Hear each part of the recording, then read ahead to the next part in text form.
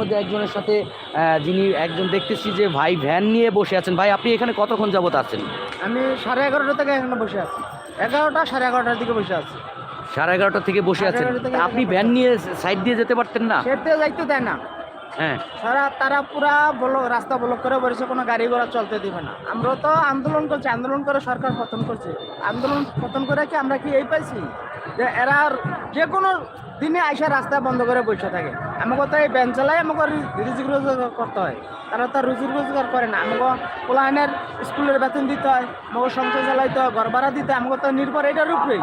আমাকে তো কোনো ব্যাংক ব্যালেন্স নাই যে আমাকে ব্যাংক ব্যালেন্স আছে। প্রতিদিন আমার নিলে আমার পোলায়ন পোলানের রান্না বাজার করে পোলানের খাওয়াইতে হবে। আপনি আসছেন কোথা থেকে? আমি আসছি মিরপুর থেকে। যাবেন কোথায়? যাবো মিরপুরে মাল নিয়া। এই যে আলপনা প্লাজার পিছনে যাবো। আমার 1 মিনিটের রাস্তা, আমি 4 ঘন্টা বসে রয়েছি রাস্তা। আরে এই রাস্তাটা খরচ করবে, এও খরচ করতে দেয় না। আর তারা দিব না খরচ করতে। কারা?